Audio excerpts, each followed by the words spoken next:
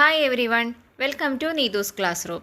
ഇന്നത്തെ വീഡിയോയിൽ നമ്മൾ ഡിസ്കസ് ചെയ്യാൻ പോകുന്നത് 5ാം ക്ലാസ് സോഷ്യൽ സയൻസിലെ 11th ചാപ്റ്റർ ആയിട്ടുള്ള the law and the society അഥവാ നിയമവും സമൂഹവും എന്നുള്ള ചാപ്റ്ററാണ്. നമ്മുടെ രാജ്യത്ത് വ്യത്യസ്ത തരത്തിലുള്ള നിയമങ്ങൾ നിലവിലുണ്ട്. അപ്പോൾ അതിനെക്കുറിച്ചൊരു ഇൻട്രൊഡക്ഷനാണ് നമ്മൾ ഈ ചാപ്റ്ററിലൂടെ പഠിക്കാൻ വേണ്ടിയിട്ട് പോകുന്നത്. അപ്പോൾ കുറച്ച് ടഫായിട്ടുള്ള പോർഷൻസ് ഉണ്ട്. നിങ്ങൾക്ക് അത്ര ഫെമിലിയർ അല്ലാത്ത ടോപ്പിക്കുകളായതുകൊണ്ട് തന്നെ അതിലത്തെ വാക്കുകളൊക്കെ കുറച്ച് പുതിയതായിട്ട് തോന്നാം. അപ്പോൾ എല്ലാം ഒന്ന് ശ്രദ്ധിച്ചിരിക്കണം, ടെക്സ്റ്റ് നന്നായിട്ട് വായിക്കണം. ഓക്കെ, അപ്പോൾ നമ്മൾക്ക് ചാപ്റ്ററിൽ എന്തൊക്കെ ടോപ്പിക്സ് ആണുള്ളതെന്ന് നോക്കിയാലോ. അതിനു മുമ്പ് തന്നെ നിങ്ങൾ ആരെങ്കിലും ഈ ചാനൽ ആദ്യമായിട്ട് കാണുകയാണെങ്കിൽ ഒന്ന് സബ്സ്ക്രൈബ് ചെയ്യാൻ വേണ്ടി റിക്വസ്റ്റ് ചെയ്യുന്നു. ഓക്കെ, അപ്പോൾ ചാപ്റ്ററിൻ്റെ ഫസ്റ്റ് ഒരു പിക്ചർ കൊടുത്തിട്ടുണ്ട്. എന്താണത്? കുറച്ച് കുട്ടികൾ ഒരു സർക്കിളിൻ്റെ ചുറ്റും നിന്നിട്ട് എന്തോ ഗെയിം കളിക്കുകയാണ് അല്ലേ. ഇത് ഏത് ഗെയിമാണ്? കുളം കര എന്ന് പറഞ്ഞിട്ടൊരു ഗെയിം ഉണ്ട് അല്ലേ. നമ്മളെല്ലാവരും കളിച്ചിട്ടുണ്ടാവും, നിങ്ങൾക്കൊക്കെ ഫെമിലിയർ ആയിരിക്കും. എന്താണ് അതിൽ ചെയ്യുക? കുളം എന്ന് പറയുമ്പോൾ നമ്മൾ എന്ത് ചെയ്യണം? ആ സർക്കിളിൻ്റെ ഉള്ളിലേക്ക് ചാടണം. ആൻഡ് കര എന്ന് പറയുമ്പോൾ പുറത്തേക്ക് ചാടണം. അപ്പോൾ അത് തെറ്റിച്ച് ചെയ്യുന്ന ആൾക്കാർ കളിയിൽ നിന്ന് പുറത്താവും. അങ്ങനെയല്ലേ അതിൻ്റെ? Observe the picture. The picture shows friends playing കുളം കര. Have you ever played this game? Shall we play this game? What are the rules of the കുളം കര ഗെയിം? അപ്പോൾ എന്തൊക്കെയാണ് ഈ കുളം കര ഗെയിംസിൻ്റെ നിയമങ്ങൾ? നിങ്ങൾ കളിച്ചിട്ടുണ്ടോ? അല്ലെങ്കിൽ കളിക്കുകയാണെങ്കിൽ എന്താണ് അതിൻ്റെ നിയമങ്ങൾ എന്നാണ് ചോദിച്ചിരിക്കുന്നത്. ഏതൊരു ഗെയിം നമ്മൾ കളിക്കുകയാണെങ്കിൽ, ഇപ്പോൾ ക്രിക്കറ്റ് ആണെങ്കിൽ, ഫുട്ബോൾ ആണെങ്കിൽ, അതല്ലാതെ നമ്മൾ സിമ്പിളായിട്ട് എന്തെങ്കിലും ഫ്രണ്ട്സ് കൂടി കളികൾ കളിക്കുകയാണെങ്കിൽ എല്ലാത്തിനും ഒരു നിയമം ഉണ്ടാവും അല്ലേ. അതിന് അതിൻ്റേതായ ചില നിയമങ്ങളുണ്ടാവും. അത് തെറ്റിക്കാൻ നമ്മൾ സമ്മതിക്കുമോ? ഇല്ല. അപ്പോൾ അതുപോലെ തന്നെ ഈ ഗെയിമിനും എന്തുണ്ട്? അതിൻ്റേതായ റൂൾസ് ഉണ്ട്. അപ്പോൾ എന്തൊക്കെയാണ് അതിൻ്റെ റൂള്? നമുക്ക് എങ്ങനെ എഴുതാം? Jump in to the circle when say kulam and jump back when say kara. അപ്പോൾ കുളം എന്ന് പറഞ്ഞാൽ എങ്ങോട്ട് ചെയ്യണം? അതിന് സർക്കിളിൻ്റെ ഉള്ളിലേക്ക് ചാടണം. കര എന്ന് പറയുമ്പോൾ തിരിച്ച് ചാടണം. And then those who make a fault will be out from the game. അപ്പോൾ എന്താണ്? തെറ്റിക്കുന്ന ആൾക്കാരെ കളിയിൽ നിന്ന് പുറത്താക്കും. അങ്ങനെയല്ലേ ആ കളി ചെയ്യാൻ പറ്റുള്ളൂ. എന്നാൽ മാത്രമേ നമുക്ക് അതിന് ലാസ്റ്റ് ഒരു വിന്നറിനെ കണ്ടുപിടിക്കാൻ പറ്റുള്ളൂ. അങ്ങനെയല്ലേ? All games have certain rules. അതേപോലെ എല്ലാ ഗെയിംസിനും ഇതുപോലെ എന്തുണ്ട്? നിയമങ്ങളുണ്ട്. If we fail to follow the rules of the game we are involve in can we continue to play. അപ്പം നമ്മൾ കളിക്കുന്ന ഗെയിമിൻ്റെ റൂൾസൊക്കെ തെറ്റിച്ച് കഴിഞ്ഞാൽ നമുക്കത് കണ്ടിന്യൂ ചെയ്യാൻ പറ്റുമോ? ഇപ്പോൾ ഏത് ഗെയിമാണെങ്കിലും ഫുട്ബോളിലൊക്കെ കണ്ടിട്ടില്ലേ, അതിലുള്ള റൂള് തെറ്റിച്ച് കഴിഞ്ഞാൽ ഒരു യെല്ലോ കാർഡ് കൊടുക്കും, റെഡ് കാർഡ് കൊടുക്കും. നിങ്ങൾ കണ്ടിട്ടുള്ളതല്ലേ? അതേപോലെ തന്നെ എല്ലാ കളികൾക്കും ഉണ്ട്. Like this, we have to follow certain rules and guidelines for the smooth functioning of the school. What are they? അപ്പോൾ ഇതെന്തിനു വേണ്ടിയിട്ടാണ്? ഒരു കളി നന്നായിട്ട് നടക്കണം എന്നുണ്ടെങ്കിൽ എല്ലാ കളിക്കാരും അതിൻ്റെ നിയമങ്ങൾ പാലിക്കണം. എന്നാലല്ലേ ആ കളീനെ കൃത്യമായിട്ട് കൊണ്ടുപോയിട്ട് അതിനൊരു ഫൈനൽ റിസൾട്ടും ഒരു വിജയിനെയും കണ്ടുപിടിക്കാൻ പറ്റുള്ളൂ. ഇതേപോലെ തന്നെയാണ് ഏതൊരു കാര്യവും സ്മൂത്തായിട്ട് നടക്കണം എന്നുണ്ടെങ്കിൽ അതിൻ്റേതായ നിയമങ്ങൾ അതിൽ പങ്കെടുക്കുന്ന എല്ലാവരും പാലിക്കണം. അതേപോലെ നമ്മുടെ സ്കൂളിൻ്റെ കാര്യം ഒന്ന് ആലോചിച്ച് നോക്കിയേ. ഒരു സ്കൂള് കൃത്യമായിട്ട് ഫങ്ഷൻ ചെയ്യണമെങ്കിൽ അതിലുള്ള ആൾക്കാർ, അത് ടീച്ചേഴ്സ് ആണെങ്കിലും കുട്ടികളാണെങ്കിലും എല്ലാവരും എന്ത് ചെയ്യണം? ആ സ്കൂളിൻ്റേതായ നിയമങ്ങൾ എല്ലാവരും പാലിക്കണം. എന്നാൽ മാത്രമേ ആ സ്കൂൾ നന്നായിട്ട് മുന്നോട്ട് പോകാൻ പറ്റുള്ളൂ. ഇനി ഒരു സ്കൂളിനെ നമ്മൾ നോക്കുകയാണെങ്കിൽ അവിടെ എന്തൊക്കെ റൂളുകളാണുള്ളത്, അല്ലെങ്കിൽ എന്തൊക്കെ കാര്യങ്ങളാണ് ഒരു സ്കൂളിൽ നമ്മൾ ശ്രദ്ധിക്കേണ്ടത്? ഒരു സ്കൂളിൽ എന്തൊക്കെ നിയമങ്ങളാണ് ഉണ്ടാവുക? Follow the time schedule. അത് വേണമല്ലേ? സ്കൂളിന് കൃത്യമായ ടൈം ഷെഡ്യൂളുണ്ട്. ഇത്ര മണിക്ക് സ്റ്റാർട്ട് ചെയ്യണം, ഇത്ര സമയത്ത് ഇൻ്റർവെല്, ലഞ്ച് ബ്രേക്ക് ഇന്ന സമയത്താണ് സ്കൂൾ വിടുക. അതിനൊക്കെ കൃത്യമായ ടൈം ഷെഡ്യൂളുണ്ട്. അപ്പോൾ എല്ലാവരും അത് പാലിക്കാൻ ബാധ്യസ്ഥരാണ്. അതേപോലെ വെയർ ദ സ്കൂൾ യൂണിഫോം. എല്ലാവരും കൃത്യമായിട്ടും കംപ്ലീറ്റ് ആയിട്ടുള്ള സ്കൂൾ യൂണിഫോം എപ്പോഴും ധരിക്കണം. അതേപോലെ തന്നെ നമുക്ക് വേറെ എന്തൊക്കെ എഴുതാം? Obey the instructions of teachers. ടീച്ചേഴ്സിൻ്റെ ഇൻസ്ട്രക്ഷൻസ് നമ്മൾ എപ്പോഴും എന്ത് ചെയ്യണം? അനുസരിക്കണം. അതേപോലെ നമുക്ക് പറയാം മെയിൻറ്റെയിനിങ് ക്ലെൻലിനെസ്. ഒരു സ്കൂളിൽ എപ്പോഴും നമ്മൾ ക്ലെൻലിനെസ് പാലിക്കാൻ നമ്മൾ ബാധ്യസ്ഥരാണ്, കുട്ടികൾ ബാധ്യസ്ഥരാണ്. Then behave well with teachers and classmates. നമ്മുടെ മുതിർന്നവരോട്, ടീച്ചേഴ്സിനോടും അതുപോലെ ബാക്കി സ്കൂൾ അതോറിറ്റീസിനോടും നമ്മുടെ ക്ലാസ്മേറ്റ്സിനോടും എല്ലാവരോടും നന്നായി പെരുമാറേണ്ടത് കുട്ടികളുടെ ഉത്തരവാദിത്തമാണ്. ഇതൊക്കെ ഒരു സ്കൂളിൽ നന്നായി നടക്കാൻ വേണ്ടിയിട്ടുള്ള നിയമങ്ങളാണ്. What will happen if these are not followed? ഇനി ആരെങ്കിലും ഇത് ഫോളോ ചെയ്തില്ലെങ്കിൽ, ഈ നിയമങ്ങൾ ഫോളോ ചെയ്തില്ലെങ്കിൽ, ഈ രീതികൾ പാലിച്ചില്ലെങ്കിൽ എന്ത് സംഭവിക്കും? സ്കൂൾ അധികൃതർ അല്ലേ, ഒഫീഷ്യൽസ് അതിനെതിരെയുള്ള നിയമങ്ങൾ എടുക്കും അല്ലേ. നിങ്ങളോ നിങ്ങളുടെ ക്ലാസ്സിലെ ആരെങ്കിലും എന്തെങ്കിലും പ്രശ്നം ഉണ്ടാക്കി കഴിഞ്ഞാൽ ക്ലാസ് ടീച്ചർ ആദ്യം അതിനുള്ള നടപടി എടുക്കും. ഇനി അതിലും വലിയ പ്രശ്നങ്ങളാണ് ആരെങ്കിലും ഉണ്ടാക്കിയെങ്കിൽ അപ്പോൾ പ്രിൻസിപ്പൾ ഇടപെടും അല്ലേ, അങ്ങനെയല്ലേ. അപ്പോൾ ഈ നിയമങ്ങൾ പാലിക്കപ്പെടാതിരിക്കുന്നത് എവിടെയാണോ അവിടെ അതിന് എന്തുണ്ടാവും? ഒരു നടപടി ഉണ്ടാവും. അപ്പോൾ സ്കൂളിൽ പാലിക്കേണ്ട നിയമങ്ങളെ കുറിച്ചിട്ട് ഒരു ചാർട്ട് പ്രിപ്പയർ ചെയ്ത് പ്രസൻറ്റ് ചെയ്യാൻ വേണ്ടി പറഞ്ഞിട്ടുണ്ട് ക്ലാസ്സിൽ. അപ്പോൾ നിങ്ങൾക്ക് ഈ പോയിൻറ്റ്സ് ഒക്കെ എഴുതാം കേട്ടോ. Then next, what is law? അപ്പോൾ എന്താണ് ഒരു ലോ എന്ന് പറഞ്ഞാൽ എന്ന് നോക്കാം. എന്താണ് ഒരു നിയമം എന്ന് പറഞ്ഞാൽ? Just like following the rules and guidelines in school, it is essential to follow certain rules and guidelines for the survival of the society. അപ്പോൾ നമ്മൾ എങ്ങനെയാണോ ഒരു സ്കൂളിൽ അവിടുത്തെ നിയമങ്ങളും നിർദ്ദേശങ്ങളും പാലിക്കുന്നത്, അതേപോലെ തന്നെ ഒരു സൊസൈറ്റിയിൽ നമ്മളെല്ലാം ഒരു സമൂഹത്തിലാണ് ജീവിക്കുന്നത്. അങ്ങനെ നമ്മളൊരു സമൂഹത്തിൽ ജീവിക്കുമ്പോൾ അവിടെ നമ്മൾ എന്ത് ചെയ്യേണ്ടതുണ്ട്? ചില നിയമങ്ങളും അതുപോലെ കാര്യങ്ങളൊക്കെ പാലിക്കേണ്ടതുണ്ട്. So, law is the accepted set of rules and regulations for the existence and smooth functioning of the society. ഒരു സമൂഹത്തിൻ്റെ നിലനിൽപ്പിനും അതിൻ്റെ സുഗമമായ പ്രവർത്തനങ്ങൾക്കും വേണ്ടിയിട്ട് ഏർപ്പെടുത്തിയിരിക്കുന്ന നിയന്ത്രണങ്ങളും നിർദ്ദേശങ്ങളെയാണ് നമ്മൾ എന്ത് പറയുക? ലോ എന്ന് പറയുക. അതായത് ആ സമൂഹത്തിൽ പ്രശ്നങ്ങളൊന്നുമില്ലാതെ സ്മൂത്തായിട്ട് എല്ലാവർക്കും ജീവിക്കണമെങ്കിൽ എല്ലാവരും ചില നിയന്ത്രണങ്ങളും നിർദ്ദേശങ്ങളും ഒക്കെ പാലിക്കേണ്ടതുണ്ട്. അപ്പോൾ അതിന് പൊതുവേ എല്ലാവരും അംഗീകരിക്കുന്ന കുറച്ച് നിർദ്ദേശങ്ങൾ ഉണ്ടാക്കി വെച്ചിരിക്കുകയാണ്. അതിനെയാണ് എന്ത് പറയുക? ലോസ് എന്ന് പറയുക. Humans are social animals. Laws are essential to ensure a better life and protection for every individual in the society. Laws are meant for the welfare of everyone in the society. അപ്പം മനുഷ്യന്മാരെന്ന് പറയുന്നത് ഒരു social അനിമൽസാണ്. അതായത് നമുക്കൊരിക്കലും ഒറ്റയ്ക്കോ അല്ലെങ്കിൽ ഒരു കുടുംബമായിട്ട് മാത്രമോ ജീവിക്കാൻ പറ്റില്ല. നമ്മളെല്ലാവരെയും ഡിപ്പെൻഡ് ചെയ്യുന്ന ഇൻ്റർ ഡിപ്പെൻഡൻ്റ് ആണ് നമ്മളെല്ലാവരും അല്ലേ. നമുക്ക് ഒരാൾക്ക് മാത്രം ഈ ലോകത്ത് ജീവിക്കാൻ പറ്റുമോ? ഇല്ല. നമുക്ക് ഒരുപാട് ആൾക്കാർക്ക് ഒരുമിച്ച് ഒരു സമൂഹമായിട്ട് ഒരു സൊസൈറ്റി ആയിട്ട് മാത്രമേ നമുക്ക് നിലനിൽക്കാൻ പറ്റുള്ളൂ അല്ലേ. അപ്പോൾ അങ്ങനെ വരുമ്പോൾ ഒരാളുടെ ജീവിതം മറ്റൊരാളുടെ ജീവിതത്തിന് എന്താവരുത്? തടസ്സമാവരുത്. എല്ലാവർക്കും അവരവരുടേതായ കാര്യങ്ങൾ ചെയ്യാനുള്ള സ്വാതന്ത്ര്യം ഒരു സൊസൈറ്റിയിൽ കിട്ടണം. അപ്പോൾ അങ്ങനെ മറ്റുള്ളവർക്ക് നമ്മുടെ സ്വാതന്ത്ര്യം മറ്റുള്ളവർക്കൊരു തടസ്സമാവാതിരിക്കണം എന്നുണ്ടെങ്കിൽ നമ്മൾ ചില കാര്യങ്ങൾ പാലിക്കേണ്ടതുണ്ട് അല്ലേ. അല്ലാതെ നമുക്ക് ഇഷ്ടം പോലെ നമുക്ക് തോന്നിയതൊക്കെ ചെയ്ത് ജീവിക്കുകയാണെങ്കിൽ അത് സ്വാഭാവികമായിട്ടും മറ്റൊരാൾക്ക് എന്തായിട്ട് വരും? ബുദ്ധിമുട്ടായിട്ട് വരും. ഇത്തരത്തിൽ ഒരു സമൂഹത്തിൽ നമ്മൾ ജീവിക്കുമ്പോൾ ഒരു മനുഷ്യൻ്റെ നമ്മുടെ സ്വഭാവത്തിൽ, നമ്മുടെ പ്രവർത്തികളിൽ, നമ്മുടെ പെരുമാറ്റത്തിൽ, നമ്മുടെ സ്വാതന്ത്ര്യത്തിൽ എല്ലാത്തിലും നമ്മൾ ചില റെസ്ട്രിക്ഷൻസ് വെക്കേണ്ടി വരും അല്ലേ. നിയന്ത്രണങ്ങൾ വെക്കേണ്ടി വരും. അതേപോലെ തന്നെ അപ്പം നമ്മുടെ പേഴ്സണലായിട്ടുള്ള നമ്മുടെ ഇൻഡിവിജ്വലായിട്ടുള്ള ഇൻട്രസ്റ്റ് നോക്കുന്നതിനോടൊപ്പം തന്നെ അതെന്ത് നോക്കണം? പബ്ലിക് ഇൻട്രസ്റ്റ് നോക്കണം അല്ലേ. നമുക്കിപ്പോൾ ഒരു സമൂഹത്തിൽ ജീവിക്കുമ്പോൾ ആ സമൂഹത്തിൻ്റെ ഇൻട്രസ്റ്റിനും കൂടി ആ സമൂഹത്തിൻ്റെ ഒരു രീതിക്ക് അനുസരിച്ചും കൂടി നമുക്ക് അവിടെ ജീവിക്കാനേ പറ്റുള്ളൂ അല്ലേ.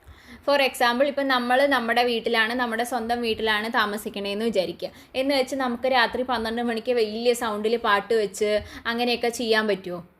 അങ്ങനെ ചെയ്താൽ നമ്മുടെ ചുറ്റുമുള്ള ആൾക്കാർ അതിന് സമ്മതിക്കുമോ? ഇല്ല. അപ്പോൾ ഒരു സൊസൈറ്റിയുടെ ഇൻട്രസ്റ്റ് നമുക്ക് സ്വാതന്ത്ര്യം ഉള്ളതുപോലെ തന്നെ നമ്മുടെ സ്വാതന്ത്ര്യം എന്താവരുത്? മറ്റുള്ളവർക്കൊരു ബുദ്ധിമുട്ടും ആവരുത്.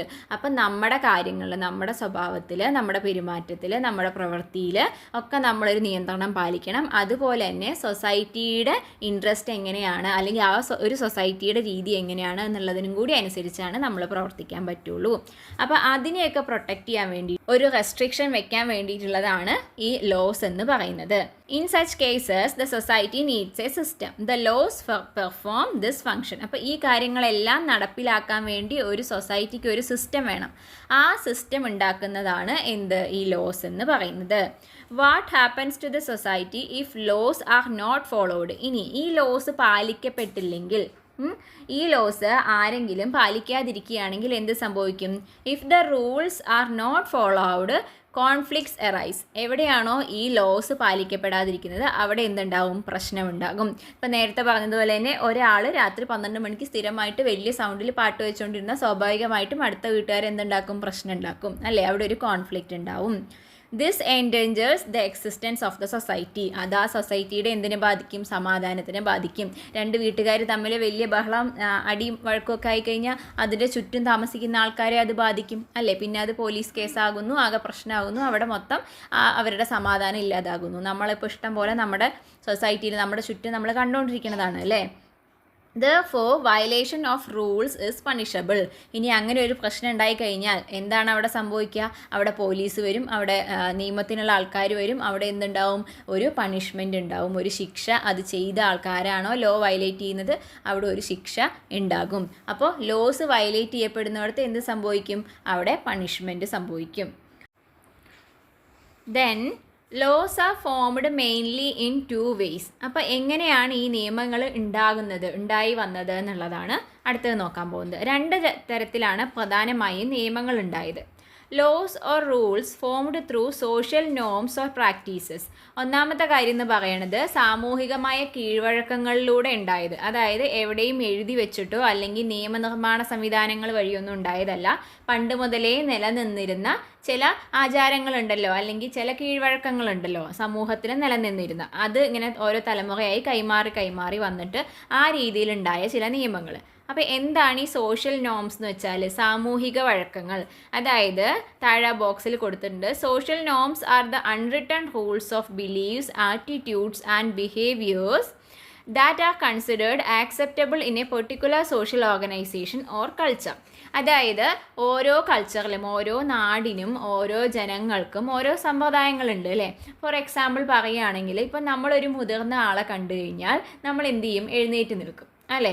അപ്പോൾ നമ്മുടെ വീട്ടിൽ നമ്മൾ ഇരിക്കുകയാണെങ്കിൽ നമ്മുടെ ഗ്രാൻഡ് ഫാദറോ അല്ലെങ്കിൽ നമ്മുടെ ഫാദറോ നമ്മുടെ അങ്കിളോ ഒക്കെ വരികയാണെങ്കിൽ നിങ്ങൾ കുട്ടികൾ ഇരിക്കുകയാണെങ്കിൽ നിങ്ങൾ എന്ത് ചെയ്യും? ഒന്ന് എഴുന്നേറ്റ് നിൽക്കും. അങ്ങനെ നിങ്ങൾക്കത് എങ്ങനെ അറിയാം? നിങ്ങളുടെ പാരൻസ് ചെയ്യണത് നിങ്ങൾ കണ്ടിട്ടുണ്ടാവും, അല്ലെങ്കിൽ അവർ നിങ്ങൾക്ക് ചിലപ്പോൾ പറഞ്ഞു തന്നിട്ടുണ്ടാവും. അങ്ങനെ അല്ലെങ്കിൽ നമ്മൾ സമൂഹത്തിൽ കണ്ടുവരുന്ന ഒരു രീതിയാണ് അല്ലേ? ഇപ്പം നമ്മൾ മുതിർന്നവർക്ക് ബഹുമാനം കൊടുക്കണമെന്ന്. അതെവിടെ എന്ത് ചെയ്തു വെച്ചിട്ടില്ല, അതൊരു നിയമമായി എവിടെ എഴുതി വെച്ചിട്ടൊന്നുമില്ല. പക്ഷേ ആ ഒരു സാമൂഹിക വഴക്കം നമുക്ക് എന്ത് ചെയ്തിട്ടുണ്ട്? കിട്ടിയിട്ടുണ്ട്. അതേപോലെ തന്നെ നമ്മുടെ മതപരമായ പല കാര്യങ്ങളും ഇങ്ങനെ ഒരു സാമൂഹിക വഴക്കങ്ങളായിട്ട് നമുക്ക് കിട്ടിയതാണ്. ഇപ്പം നമ്മൾ അമ്പലത്തിൽ പോകുന്ന ആൾക്കാരാണെങ്കിൽ അമ്പലത്തിൽ പോകുമ്പോൾ നമ്മൾ കുളിച്ചിട്ട് പോകും അല്ലേ? അതെവിടെ നിയമം ഒന്നും എഴുതി വെച്ചിട്ടില്ല. പക്ഷേ അതെന്താണ്? അതൊരു ആചാരപരമായി നമുക്ക് കിട്ടിയിട്ടുള്ള ഒരു വിശ്വാസത്തിൻ്റെ പുറത്ത് നമുക്ക് പറഞ്ഞു തന്നിട്ടുള്ള ഒരു കാര്യമാണ്. അതേപോലെ ഇപ്പം മുസ്ലിം വിഭാഗത്തിൽ പെട്ടിട്ടുള്ള ആൾക്കാരാണെങ്കിൽ നമസ്കരിക്കും അല്ലേ? അതൊക്കെ എന്താണ്? അതെവിടെ ഒരു നിയമം മൂലം നിർദ്ദേശിക്കുക, നിങ്ങൾ ഇന്നത് ചെയ്തില്ലെങ്കിൽ നിങ്ങൾക്ക് ഇന്ന ശിക്ഷ കിട്ടുന്നൊന്നുമില്ല അല്ലേ? പക്ഷേ അതെന്താണ്? ഒരു ബിലീഫാണ്, ഒരു വിശ്വാസമാണ്, തലമുറകളായി പകർന്ന് കിട്ടിയിട്ടുള്ള ചില ആചാരങ്ങളാണ്. അപ്പോൾ ഇതിനെയൊക്കെയാണ് നമ്മൾ സോഷ്യൽ നോംസ് എന്ന് പറയുക. അപ്പോൾ അത്തരത്തിലുണ്ടായ നിയമങ്ങളുണ്ട്. അതേപോലെ തന്നെ laws formed by systematic mechanism. അതിൽ നിന്ന് വ്യത്യസ്തമായിട്ട് കൃത്യമായ ഗവൺമെൻറ്റും നിയമനിർമ്മാണ സംവിധാനങ്ങളും ഒക്കെ ഇടപെട്ടിട്ട് എഴുതപ്പെട്ട നിയമങ്ങളും ഉണ്ട്. All the laws that existed in the ancient society were formed from the norms or practices. അപ്പോൾ പണ്ടത്തെ കാലങ്ങളിൽ ഈ നിയമ സംവിധാനമൊക്കെ ഉണ്ടാകുന്നതിന് മുമ്പുള്ള കാലങ്ങളിൽ എല്ലാം എങ്ങനെയായിരുന്നു? ഈ സോഷ്യൽ നോംസും അത്തരം ആചാരങ്ങളിലൂടെയായിരുന്നു നിയമങ്ങളൊക്കെ ഉണ്ടായിട്ടുണ്ടായിരുന്നത്. Generally, these were not strictly written. They were implemented in the society through social norms and customs. അപ്പോൾ ഇതൊന്നും എന്നിട്ടുള്ളതല്ല, എഴുതപ്പെട്ടിട്ടുള്ളതല്ല. അതൊക്കെ ഇങ്ങനെ തലമുറകളായിട്ട് ഇങ്ങനെ മാറി നമുക്ക് കിട്ടി വരുമായിരുന്നു. Most of the rules and laws that were part of the social order have been either changed or modified over time. അപ്പോൾ ഇപ്പം നമ്മൾ 1-2 എക്സാമ്പിളേ പറഞ്ഞുള്ളൂ. ഇതുപോലെ ഒരുപാട് ആചാരങ്ങളും ഒരുപാട് നിയമങ്ങളും പണ്ട് കാലം മുതലേ നിലനിന്നിരുന്നു. പക്ഷേ അതെല്ലാം ശരിയായിരുന്നു എന്ന് ചോദിച്ചാൽ അല്ല. അങ്ങനെയുള്ള സമയങ്ങളിൽ അതിന് എന്ത് വന്നിട്ടുണ്ട്? ഒന്നല്ലെങ്കിൽ അത് റദ്ദ് ചെയ്യപ്പെട്ടിട്ടുണ്ട്, അല്ലെങ്കിൽ അത് നിർത്തലാക്കപ്പെട്ടിട്ടുണ്ട്, അല്ലെങ്കിൽ അതെന്ത് ചെയ്തിട്ടുണ്ട്? അതിൽ മോഡിഫിക്കേഷൻസ് വന്നിട്ടുണ്ട്. ഇപ്പോൾ സതി എന്ന് പറഞ്ഞ ഒരു ആചാരത്തെക്കുറിച്ച്, അത് അന്നത്തെ കാലത്ത് ഒരു നിയമമായി നിലനിന്നിരുന്നു. അതെന്തായിരുന്നു? ഭർത്താവ് മരിച്ചു കഴിഞ്ഞാൽ ഭാര്യ എന്ത് ചെയ്യണം? ആ ചിതയിൽ ചാടിയിട്ട് ആത്മഹത്യ ചെയ്യണമെന്ന്. അതൊരു ശരിയായ കാര്യമാണോ? അല്ല. അത് അന്നൊരു നിയമമായിരുന്നു. പിന്നീട് അതിൻ്റെ തെറ്റ് മനസ്സിലാക്കിയപ്പോൾ അതെന്ത് ചെയ്തു? നിർത്തലാക്കപ്പെട്ടു.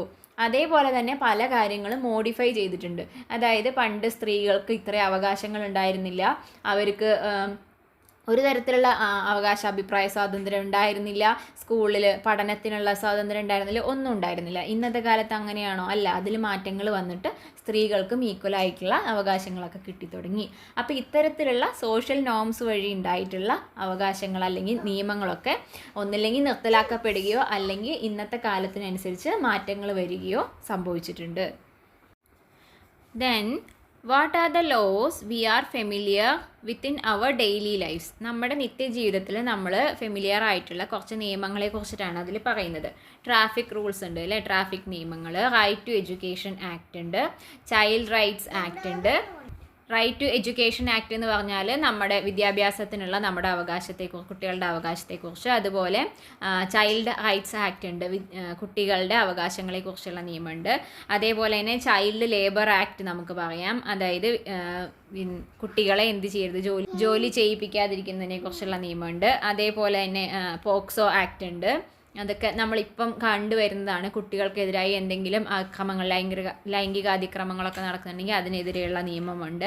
അതേപോലെ തന്നെ ക്രിമിനൽ ആക്ട് ഉണ്ട്, എൻവയോൺമെൻറ്റൽ ആക്ട് ഉണ്ട്. ഇതൊക്കെ നമുക്ക് എക്സാമ്പിളായിട്ട് എഴുതാവുന്നതാണ് നമ്മുടെ ഡെയിലി ലൈഫിൽ വരുന്നത്. Then how were these laws formed? എങ്ങനെയൊക്കെയാണ് ഈ നിയമങ്ങൾ നിർമ്മിക്കപ്പെടുന്നത്? അപ്പോൾ ഈ നിയമങ്ങൾ നിർമ്മിക്കപ്പെടുന്നതിന് വ്യത്യസ്തമായ വഴികളുണ്ട്. In the modern era such laws which are required for the nation are made by the respective government through a state system called legislature. അതായത് ഇന്നത്തെ കാലത്ത് നമ്മുടെ രാജ്യത്തിന് വേണ്ട നിയമങ്ങൾ നിർമ്മിക്കാൻ വേണ്ടിയിട്ട് ഒരു പ്രത്യേക ഗ്രൂപ്പ് ഓഫ് ആൾക്കാരുണ്ട്, ഒരു സിസ്റ്റം ഉണ്ട്. അതിന് പറയുന്ന പേരാണ് ലെജിസ്ലേച്ചർ, അതായത് നിയമനിർമ്മാണ വിഭാഗം. അപ്പോൾ അതിന് വേണ്ടിയിട്ട് നമ്മുടെ ഗവൺമെൻറ്റിൻ്റെ ഒരു സിസ്റ്റം ഉണ്ട്, നിയമനിർമ്മാണ വിഭാഗം. ആ വിഭാഗമാണ് എന്തുണ്ടാക്കുന്നത്, നിയമങ്ങൾ, ലോസ് നിർമ്മിക്കുന്നത്.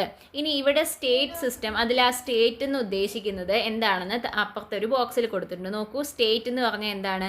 A state is A politically organised population permanently residing in A territory that is defined within the jurisdiction of A government.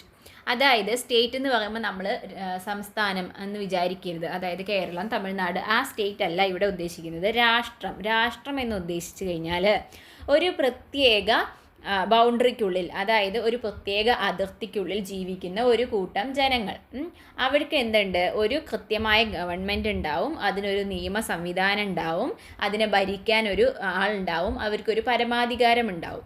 അങ്ങനെയൊക്കെയുള്ള ഒരു ഗവൺമെൻറ്റിൻ്റെ അണ്ടറിൽ ഒരു പ്രത്യേക പരിധിക്കുള്ളിൽ ജീവിക്കുന്ന ഒരു ഗ്രൂപ്പ് ഓഫ് ആൾക്കാരെ, ഒരു ഗ്രൂപ്പ് ഓഫ് പോപ്പുലേഷനെയാണ് എന്ത് പറയുക, സ്റ്റേറ്റ് എന്നുള്ളത് കൊണ്ട് അല്ലെങ്കിൽ രാഷ്ട്രം എന്നുള്ളത് കൊണ്ട് ഡിഫൈൻ ചെയ്യുന്നത്. ഓക്കെ, അപ്പോൾ നമ്മൾ ഈ ഭരണത്തിൻ്റെ കാര്യം അല്ലെങ്കിൽ പൊളിറ്റിക്സ് ഒക്കെ വരുമ്പോൾ നമ്മൾ സ്റ്റേറ്റ് എന്ന് പറയുന്നത് ഈ ഒരു രീതിയിലാണ്. Okay, the elements of a state are population, territory, government and sovereignty. അപ്പോൾ ഒരു സ്റ്റേറ്റിൻ്റെ, ഒരു രാഷ്ട്രത്തിൻ്റെ ഘടകങ്ങൾ എന്ന് പറയുന്നത് എന്തൊക്കെയാണ്? ഒരു ടെറിട്ടറി വേണം, അതായത് ഒരു പ്രത്യേക ഒരു ഭൂവിഭാഗം വേണം, കൃത്യമായ അതിർത്തിയുള്ള ഒരു ഭൂമി വേണം, ഒരു ഗവൺമെൻറ് വേണം, പിന്നെ പ്രധാനമായും പോപ്പുലേഷൻ വേണം, ജനങ്ങൾ വേണം. ജനങ്ങളില്ലെങ്കിൽ പിന്നെ ഇതൊന്നുമില്ല, ജനങ്ങൾ വേണം. അതേപോലെ സോവറിനിറ്റി വേണം, അതായത് പരമാധികാരം വേണം.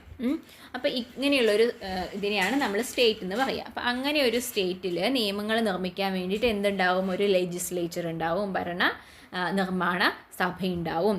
അതേപോലെ അപ്പോൾ അവരാണ് പ്രധാനമായും നിയമങ്ങൾ ഉണ്ടാക്കുക. Legislature also make laws following strong public opinion in addition to the laws made by the government on their initiative. അപ്പോൾ ഗവൺമെൻറ് അവരുടേതായി ഉണ്ടാക്കുന്ന നിയമങ്ങൾക്ക് പുറമെ അവരുടേതായ കൃത്യമായ വഴികളിലൂടെ അവർ നിയമങ്ങൾ ഉണ്ടാക്കും. അതുകൂടാതെ തന്നെ സ്ട്രോങ് ആയിട്ടുള്ള പൊതുജനങ്ങളിൽ നിന്നൊരു സ്ട്രോങ് ആയിട്ടുള്ള ഒപ്പീനിയൻ വരുമ്പോൾ അതിൻ്റെ ഭാഗമായിട്ടും അതിൻ്റെ ബേസിലും എന്തുണ്ടാക്കാറുണ്ട്? നിയമങ്ങൾ ഉണ്ടാക്കാറുണ്ട്.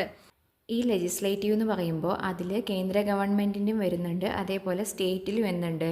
ലെജിസ്ലേറ്റീവ് അസംബ്ലി ഉണ്ട്.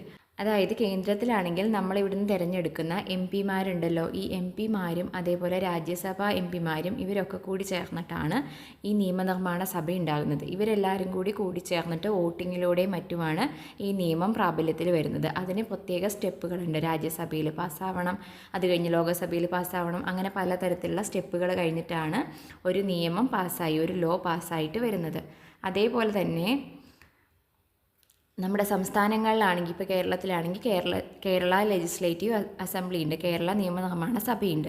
അവിടെയാണെങ്കിൽ ആരാണുള്ളത്? നമ്മൾ തിരഞ്ഞെടുക്കുന്ന MLA മാരെല്ലാം ചേർന്നിട്ടാണ് ഇത്തരത്തിലുള്ള നിയമങ്ങൾ ഉണ്ടാക്കുകയും അത് പാസ്സാക്കുകയൊക്കെ ചെയ്യുന്നത്. അതേപോലെ തന്നെ judgement of the court, interpretation of the law and recommendations made by the courts often contribute to the formation of new laws.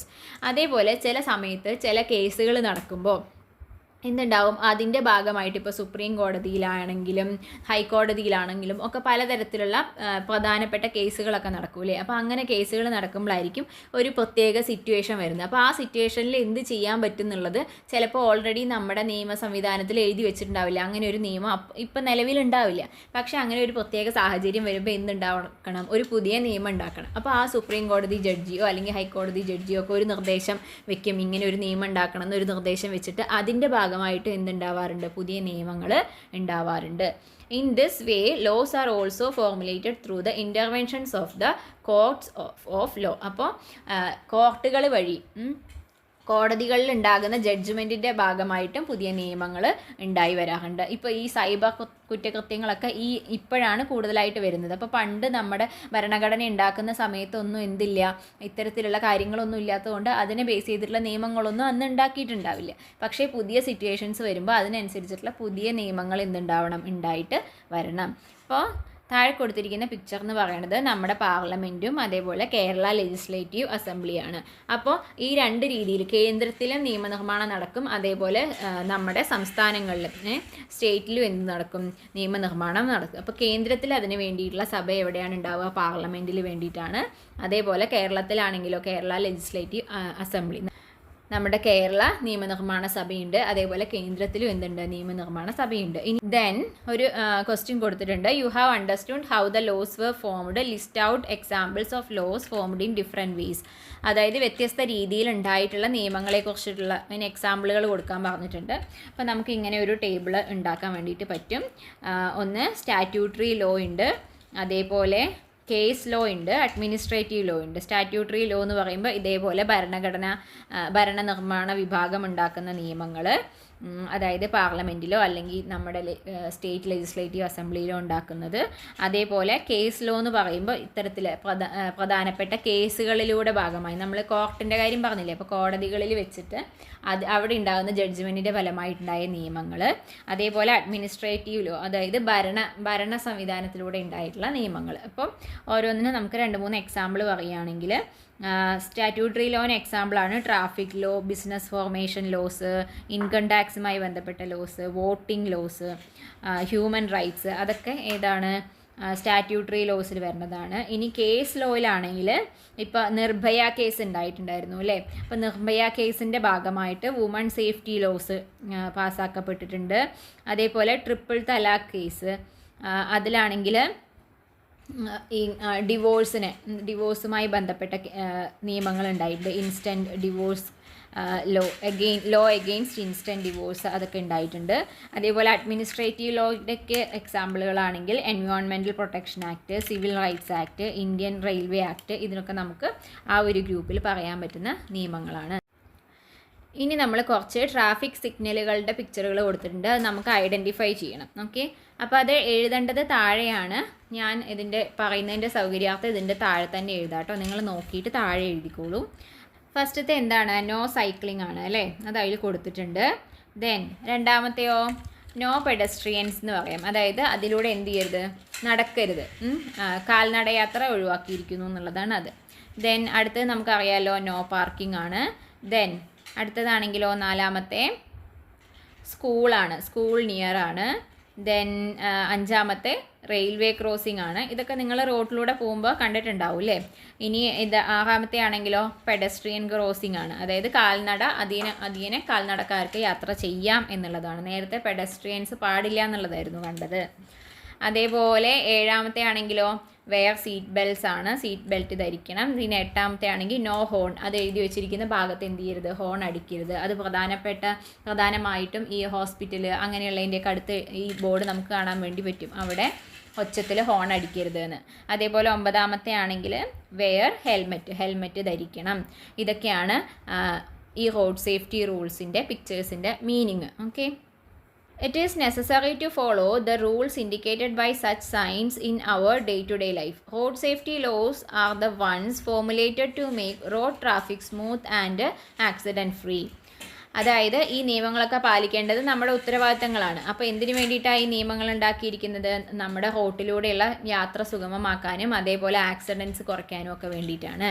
Pedestrians as well as motorists are obliged to follow these laws. By obeying traffic rules, one can ensure one's own safety and the safety of others. അപ്പോൾ കാൽനട യാത്രക്കാരാണെങ്കിലും വണ്ടി ഓടിച്ചു പോകുന്ന ആൾക്കാരാണെങ്കിലും ഇത് പാലിക്കണം. ഇനി പാലിക്കുന്നത് എന്തിനു വേണ്ടിയിട്ടാണ്? നമ്മുടെ സേഫ്റ്റിക്കും അതേപോലെ മറ്റുള്ളവരുടെ സേഫ്റ്റിക്കും കൂടി വേണ്ടിയിട്ടാണ്, അല്ലേ? നമ്മൾ മദ്യപിച്ച് വാഹനം ഓടിച്ചാൽ നമ്മൾക്ക് ആക്സിഡൻ്റായി എന്തെങ്കിലും സംഭവിക്കാം. അതേപോലെ തന്നെ നമ്മൾ പോയിട്ട് ഓപ്പോസിറ്റ് വരുന്ന വണ്ടിയിൽ ഇടിച്ചാലോ? അവർ ചിലപ്പം മര്യാദയ്ക്ക് വണ്ടി ഓടിച്ചുകൊണ്ട് പോവുമായിരിക്കും, പക്ഷേ നമ്മൾ അവർ ചെന്ന് ഇടിക്കുന്നതുകൊണ്ട് നമുക്കും പ്രശ്നമാണ്, അവർക്കും പ്രശ്നമാണ്. അപ്പോൾ നമ്മുടെ സുരക്ഷയ്ക്കും മറ്റുള്ളവരുടെ സുരക്ഷയ്ക്കും വേണ്ടിയിട്ട് നമ്മൾ ഈ നിയമങ്ങളൊക്കെ പാലിക്കണം. സോ അതിനെ ബേസ് ചെയ്തിട്ട് എന്ത് ചെയ്യാൻ പറഞ്ഞിട്ടുണ്ട്? പ്ലക്കാർഡുകൾ ഉണ്ടാക്കാൻ വേണ്ടിയിട്ട് പറഞ്ഞിട്ടുണ്ട്. അപ്പോൾ നിങ്ങൾ ഇതിൻ്റെ എന്ത് ചെയ്യുക? വേർഡിങ്സ് പഠിച്ചു വയ്ക്കുക. എന്നിട്ട് നിങ്ങൾക്ക് നിങ്ങളുടെ ഭാവനയ്ക്ക് അനുസരിച്ചിട്ട് ഉണ്ടാക്കാൻ വേണ്ടിയിട്ട് പറ്റും. അപ്പോൾ അതിന് പറ്റിയിട്ടുള്ള കുറച്ച് എക്സാമ്പിളുകൾ ഞാനിവിടെ കൊടുക്കാം. നിങ്ങൾക്ക് ആവശ്യമുള്ള വേർഡിങ്സുകളൊക്കെ എഴുതിയെടുക്കൂ കേട്ടോ. അതിനുശേഷം കുറച്ച് നിർദ്ദേശങ്ങൾ കൊടുത്തിട്ടുണ്ട്. അതായത് അറ്റൻഷൻ പെഡസ്ട്രിയൻസ്, കാൽനട യാത്രക്കാർക്ക് വേണ്ടി കാൽനട യാത്രക്കാർ ശ്രദ്ധിക്കേണ്ട കുറച്ച് കാര്യങ്ങളെക്കുറിച്ചാണ് പറയുന്നത്. അപ്പോൾ ഇത് നിങ്ങൾ അറിഞ്ഞിരിക്കേണ്ടത് വളരെയധികം ഇമ്പോർട്ടൻ്റ് ആയിട്ടുള്ള കാര്യമാണ്. കാരണം നിങ്ങൾ പലരും സ്കൂളിലേക്ക് നടന്നു വരുന്നവരായിരിക്കും, അല്ലെങ്കിൽ പുറത്തൊക്കെ പോകുമ്പോൾ കടയിലൊക്കെ പോകുമ്പോൾ നിങ്ങൾ പലപ്പോഴും പാരൻസിൻ്റെ കൂടെ അല്ലാതെ പുറത്തേക്ക് പോകാൻ തുടങ്ങിയിട്ടുണ്ടാവും, അല്ലെങ്കിൽ കുറച്ച് നാൾ കഴിയുമ്പോൾ നിങ്ങൾ അങ്ങനെ പോകൂലേ? അപ്പോൾ നിങ്ങൾ അങ്ങനെ യാത്ര ചെയ്യുമ്പോൾ ശ്രദ്ധിക്കേണ്ട കാര്യങ്ങളെക്കുറിച്ചിട്ടാണ് ഇതിൽ പറയുന്നത്. In our country vehicular traffic is on the left side of the road. If you walk on the right side of the road, you can see the oncoming vehicles clearly. If we walk on the left side, we cannot see the vehicles coming from behind. This increases the risk of accidents. അതായത് നമ്മുടെ രാജ്യത്ത് വണ്ടി ഓടിക്കേണ്ടത്, വാഹനങ്ങൾ ഓടിക്കേണ്ടത് റോഡിൻ്റെ ഇടതുവശത്ത് കൂടെയാണ്, റോഡിൻ്റെ left സൈഡിലൂടെയാണ് നമ്മൾ വണ്ടികൾ ഓടിക്കേണ്ടത്. അപ്പം നമ്മൾ നടക്കേണ്ടത് റൈറ്റ് സൈഡിലൂടെയാണ്. എപ്പോഴും ശ്രദ്ധിക്കുക, നമ്മൾ റോഡിൽ കൂടെ നടക്കുമ്പോൾ നമ്മൾ ഏത് സൈഡിൽ കൂടെ നടക്കണം? റോഡിൻ്റെ വലതുവശത്ത് കൂടെ നടക്കണം. റോഡിൻ്റെ റൈറ്റ് സൈഡിൽ കൂടെ നമ്മൾ നടക്കുമ്പോഴുള്ള ഗുണം എന്താണ്? എതിരെ വരുന്ന വാഹനങ്ങൾ നമുക്ക് കാണാൻ വേണ്ടിയിട്ട് പറ്റും. കാരണം എതിരെ വരുന്ന വാഹനങ്ങൾ അവരുടെ ദിശയിൽ റോഡിൻ്റെ ലെഫ്റ്റ് സൈഡിൽ ഓടിച്ചു വരുമ്പം അത് നമുക്ക് നേരിട്ട് കാണാൻ പറ്റും. അപ്പോൾ റൈറ്റ് സൈഡിൽ പോകുമ്പോൾ എതിരെ വരുന്ന വാഹനങ്ങൾ നമുക്ക് കാണാൻ പറ്റും. അതേസമയം നമ്മൾ ലെഫ്റ്റ് സൈഡിൽ നടക്കുകയാണെങ്കിലോ വാഹനങ്ങൾ ലെഫ്റ്റ് സൈഡിലൂടെ വരുന്നു, നമ്മൾ ലെഫ്റ്റ് സൈഡിലൂടെ പോവുകയാണെങ്കിൽ വണ്ടി നമ്മുടെ പിൻവശത്ത് പുറകുന്ന വരും. അപ്പോൾ നമുക്ക് അതെന്ത് ചെയ്യാൻ പറ്റില്ല? കാണാൻ വേണ്ടിയിട്ട് പറ്റില്ല. അപ്പോൾ ആക്സിഡൻറ്റുകൾ കൂടാൻ സാധ്യതയുണ്ട്. If there are sidewalks, use them while walking on the road. Walk only on the right side of the road if there are no sidewalks. ഇനി അതല്ലാതെ ചില സമയത്ത് ചില റോഡുകളിൽ കാൽനട യാത്രക്കാർക്ക് വേണ്ടി പ്രത്യേകം ഭാഗം സെപ്പറേറ്റ് ചെയ്ത് അതിനൊരു ഇങ്ങനെ വേലി പോലെയൊക്കെ ബോർഡർ പോലെയൊക്കെ കൊടുത്തിട്ടുണ്ടാവും കമ്പി വെച്ചിട്ട്. അപ്പോൾ അങ്ങനെയാണെന്നുണ്ടെങ്കിൽ നമുക്ക് എന്ത് ചെയ്യാം? അതിൽ കൂടെ നടക്കാം, അതിന് കുഴപ്പമില്ല. അല്ല അങ്ങനെയൊന്നും ഇല്ല എന്നുണ്ടെങ്കിൽ നമ്മൾ തീർച്ചയായും റൈറ്റ് സൈഡിലൂടെ തന്നെ നടക്കണം. More than 2 people together should not walk on the same side of the road. ഇനി നമ്മൾ ശ്രദ്ധിക്കേണ്ട വേറൊരു കാര്യമാണ്, നിങ്ങൾ ചിലപ്പോൾ ഫ്രണ്ട്സിൻ്റെ കൂടെയൊക്കെ നടക്കുമ്പം 3-4 ഫ്രണ്ട്സ് ഉണ്ടെങ്കിൽ വർത്തമാനം പറയാനൊക്കെ സൗകര്യത്തിന് വേണ്ടി നമ്മൾ എന്ത് ചെയ്യും? എല്ലാവരും കൂടി ഇങ്ങനെ നിരന്ന് നടക്കും, അല്ലേ? അങ്ങനെ നിരന്ന് നടക്കാൻ പാടുണ്ടോ? ഇല്ല. 2-ൽ കൂടുതൽ ആൾക്കാർ ഒരിക്കലും എന്ത് ചെയ്യരുത്? ഒരുമിച്ച് റോഡിൻ്റെ സൈഡിൽ ഇങ്ങനെ നിരന്ന് നടക്കാൻ വേണ്ടിയിട്ട് പാടില്ല. അപ്പോൾ അങ്ങനെ വരുമ്പോൾ എന്താ ചെയ്യുക? വണ്ടികൾ വരുമ്പോൾ ഇടിക്കാനുള്ള ചാൻസ് കൂടുതലല്ലേ? അപ്പോൾ 2 ആൾക്കാരിൽ കൂടുതൽ ആൾക്കാർ ഒരുമിച്ച് നടക്കാൻ പാടില്ല. Do not walk through areas where pedestrians are prohibited. ഇനി നമ്മൾ നേരത്തെ കണ്ടതുപോലെ പെഡസ്ട്രിയൻസ് പാടില്ല, നോ പെഡസ്ട്രിയൻസ് എന്നുള്ള ബോർഡ് വെച്ചിട്ടുള്ള സൈൻ ബോർഡ് വെച്ചിട്ടുള്ള സ്ഥലങ്ങളിലൂടെ നടക്കരുത്. Never walk on the road using mobile phones and headset. ഇനി മൊബൈൽ ഫോണിൽ സംസാരിച്ചുകൊണ്ട് അല്ലെങ്കിൽ ഹെഡ്സെറ്റ് വെച്ചുകൊണ്ട് ഒന്നും റോട്ടിൽ കൂടെ എന്ത് ചെയ്യരുത്? നടക്കരുത്. കാരണം അതിലത്തെ പാട്ടിലോ അല്ലെങ്കിൽ സംസാരത്തിലോ നമ്മൾ അതിലിങ്ങനെ എൻഗേജ്ഡ് ആയി പോകുമ്പോൾ ഈ വണ്ടി വരുന്നതോ അല്ലെങ്കിൽ പെട്ടെന്ന് ഒരു സ്പീഡിലൊരു വണ്ടി വരുന്നതോ ഒന്നും നമ്മൾ കണ്ടു എന്ന് വരില്ല, നമുക്ക് ശ്രദ്ധിക്കാൻ പറ്റിയെന്ന് വരില്ല. അപ്പോൾ അതും ആക്സിഡൻറ്റ് കൂട്ടാൻ സാധ്യതയുണ്ട്.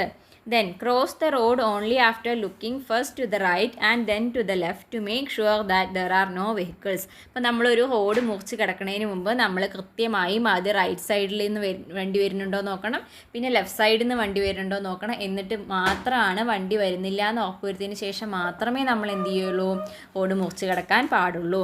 അതേപോലെ തന്നെ cross the road only at zebra crossing if there are zebra lines.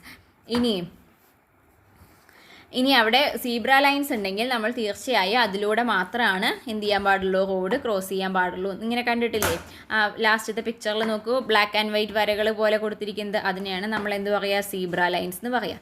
അപ്പോൾ എപ്പോഴും അതുണ്ടെങ്കിൽ അതിൽ കൂടെ മാത്രമാണ് റോഡ് മുറിച്ച് കിടക്കാൻ പാടുള്ളൂ. നിങ്ങളുടെ സ്കൂളിൻ്റെ മുൻപിലൊക്കെ എന്തുണ്ടാവും, ഈ സീബ്ര ലൈനുകൾ ഉണ്ടാവും. അപ്പോൾ അത് കൂടെ മാത്രം എന്ത് ചെയ്യുക, മുറിച്ച് കിടക്കുക. അപ്പോൾ അതിലൂടെ ഒരാൾക്കാർ നടക്കുമ്പോൾ വണ്ടി എന്ത് ചെയ്യണം എന്നാണ്, വണ്ടി അതിൻ്റെ മുന്നിൽ കൊണ്ടുപോയി സ്റ്റോപ്പ് ചെയ്യണമെന്ന് നിയമമുള്ളതാണ്. അപ്പോൾ അവരത് ചെയ്യും. Okay, then wait for the green signal for pedestrians to cross the road in areas where the traffic signal system is there. ഇനി ചില മെയിൻ ആയിട്ടുള്ള ജംഗ്ഷനുകളിലൊക്കെ ട്രാഫിക് സിഗ്നലുകൾ ഉണ്ടാവും അല്ലേ, അപ്പോൾ അവിടെ നിങ്ങൾക്ക് മുറിച്ച് കിടക്കണം എന്നുണ്ടെങ്കിൽ നിങ്ങൾ വെയിറ്റ് ചെയ്യുക. അപ്പോൾ അതിലിങ്ങനെ ഗ്രീൻ സിഗ്നലിൽ നമ്മുടെ ഈ പെഡസ്ട്രിയൻ്റെ സിമ്പല് ഗ്രീൻ സിഗ്നലിൽ കാണിക്കും. അപ്പോൾ അങ്ങനെ ഗ്രീൻ സിഗ്നലിൽ നമ്മുടെ കാൽനട യാത്രക്കാർക്കുള്ള സിഗ്നൽ കാണിക്കുമ്പോൾ മാത്രമേ എന്ത് ചെയ്യാൻ പാടുള്ളൂ, ക്രോസ് ചെയ്ത് പോകാൻ വേണ്ടിയിട്ട് പാടുള്ളൂ. Then if there are foot over bridges, skywalks and underpasses designed for pedestrians, use them. ഇനി ഇതേപോലെ തന്നെ ടൗണുകളിലൊക്കെ ചില സ്ഥലങ്ങളിൽ പെഡസ്ട്രിയൻസ് കാൽനട യാത്രക്കാർക്ക് നടക്കാൻ വേണ്ടിയിട്ട് മുകളിൽ ഇങ്ങനെ ബ്രിഡ്ജ് പോലെ ഉണ്ടാക്കിയിട്ടുണ്ടാവും. അതായത് റോഡിൻ്റെ മുകളിൽ കൂടെ ബ്രിഡ്ജ് പോലെ ഉണ്ടാക്കുക. അതേപോലെ തന്നെ അണ്ടർഗ്രൗണ്ടിലൂടെ വഴി ഉണ്ടാക്കുക. അതായത് റോഡ് മുകളിൽ കൂടെ പോവുകയാണെങ്കിൽ അടിയിൽ ആൾക്കാർക്ക് നടക്കാൻ, റോഡ് മുറിച്ച് കിടക്കാൻ വേണ്ടിയിട്ടുള്ള സൗകര്യമൊക്കെ ഉണ്ടാക്കിയിട്ടുണ്ടാകും. അപ്പോൾ അങ്ങനെയുള്ള സൗകര്യങ്ങളുണ്ടെങ്കിൽ അതൊക്കെ ഉപയോഗിക്കുക. റിസ്ക് എടുത്ത് തിരക്കുള്ള റോഡ് ക്രോസ് ചെയ്യാതെ ഇത്തരത്തിലുള്ള സൗകര്യങ്ങളൊക്കെ ഉപയോഗിക്കാൻ വേണ്ടി ശ്രദ്ധിക്കുക. അപ്പോൾ ഈ കാര്യങ്ങളൊക്കെ കുട്ടികളായിട്ടുള്ള നിങ്ങൾ പ്രധാനമായിട്ട് മനസ്സിലാക്കേണ്ട കാര്യങ്ങളാണ്. നമ്മുടെ നിത്യജീവിതത്തിൽ നമുക്ക് ഉപയോഗിക്കാൻ വേണ്ടിയിട്ടുള്ളതാണ് ഇതൊക്കെ. റോഡിലൂടെ നടക്കുമ്പോൾ എപ്പോഴും എന്ത് ചെയ്യണം, റൈറ്റ് സൈഡിലൂടെ നടക്കണം, റോഡ് ക്രോസ് ചെയ്യുമ്പോൾ ശ്രദ്ധിക്കണം. അതേപോലെ തന്നെ കൂട്ടം കൂടി നടക്കാൻ പാടില്ല, നമ്മുടെ സേഫ്റ്റി എപ്പോഴും നമ്മൾ തന്നെ ശ്രദ്ധിക്കണം. ഓക്കെ, അപ്പോൾ ഈ ചാപ്റ്ററിൽ നമുക്ക് കുറച്ച് കാര്യങ്ങളും കൂടി ഡിസ്കസ് ചെയ്യാനുണ്ട്. അത് അടുത്തൊരു വീഡിയോ ആയിട്ട് ഞാനിടാം. അപ്പോൾ നിങ്ങൾക്ക് പറയുന്നതെല്ലാം മനസ്സിലാവുന്നുണ്ടെന്ന് വിചാരിക്കുന്നു. എന്തെങ്കിലും സംശയങ്ങളോ നിർദ്ദേശങ്ങളോ ഒക്കെ ഉണ്ടെങ്കിൽ കമൻസിൽ അറിയിക്കാം. ക്ലാസ്സുകൾ നിങ്ങൾക്ക് ഉപകാരപ്രദമാവുന്നുണ്ടെന്ന് വിചാരിക്കുന്നു. അങ്ങനെയാണെങ്കിൽ നിങ്ങളുടെ ഫ്രണ്ട്സിന് എല്ലാവർക്കും ഷെയർ ചെയ്ത് കൊടുക്കണം. അതേപോലെ തന്നെ നമ്മുടെ ചാനൽ ഇതുവരെ സബ്സ്ക്രൈബ് ചെയ്യാത്ത എല്ലാവരും ചാനലൊന്ന് സബ്സ്ക്രൈബ് ചെയ്യാനും ക്ലാസ്സുകൾ ലൈക്ക് ചെയ്യാനും വേണ്ടിയിട്ട് റിക്വസ്റ്റ് ചെയ്യുന്നു. ഓക്കെ, അപ്പോൾ അടുത്ത പാർട്ടുമായിട്ട് വരാം. അതുവരെ bye. Thank you for watching.